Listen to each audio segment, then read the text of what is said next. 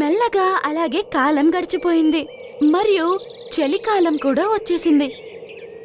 ఓరే దేవుడా, ఈరోజు చాలా చలేస్తుంది. గాలి కూడా చాలా చల్లగా ఉంది. ఈ చలి నుంచి తప్పించుకోవడానికి నా దగ్గర ఒక స్వెటర్ కూడా లేదు. ఏమైంది పోపట్? ఏం మాట్లాడుకుంటున్నావు నువ్వు? అరే పిన్ని, చాలా చల్లటి గాలి వస్తుంది. ఈ చెట్టులో ఉన్న ఏ పక్షి దగ్గర స్వెటర్లే లేవు. ఎందుకంటే పోయిన సంవత్సరం కొన్నిన అన్ని స్వెటర్ పాడైపోయాయి, చిన్నవి అయిపోయాయి. మరి కొత్త తీసుకోవాల్సింది.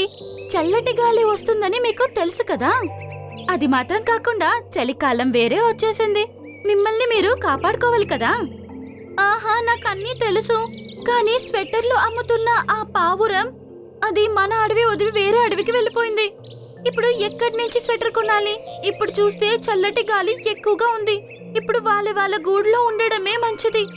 కానీ అక్కడ కూడా చలిలో నుంచి తప్పించుకోగలమో లేదు. పోపట్, నువ్వేమీ బాధపడకు. నా దగ్గర కొంచెం ఉల్లుంది. నేను నీకోసం మఫ్లర్ చేసేస్తాను. ఎలాగో నా కాలంలో నేను మంచిగా స్వెటర్లు చేసేదాన్నే అని మా అమ్మ చెప్పేది. కానీ నీకు కళ్ళు కనబడవు కదా. నువ్వు చూస్తూ ఉండు, నీకోసం మఫ్లర్ ఎలా తయారు చేస్తానో చూడు. జుమ్రి పావురం ఒక్క రోజులోనే మఫ్లర్ ని తయారు చేసేసింది మరియు పోపట్ చిలుకకి ఇస్తుంది. అరే వా పిన్ని, నువ్వు చాలా బాగా వేశావు. ఈ మఫ్లర్ ఎంతో మెత్తగా మరియు వెచ్చగా ఉంది.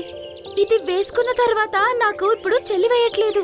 మరియు ఇలాంటి అద్భుతమైన డిజైన్ నేను ఇప్పుడు దాకా చూడలేదు. నువ్వు ఇంత మంచి డిజైన్ వేశావు.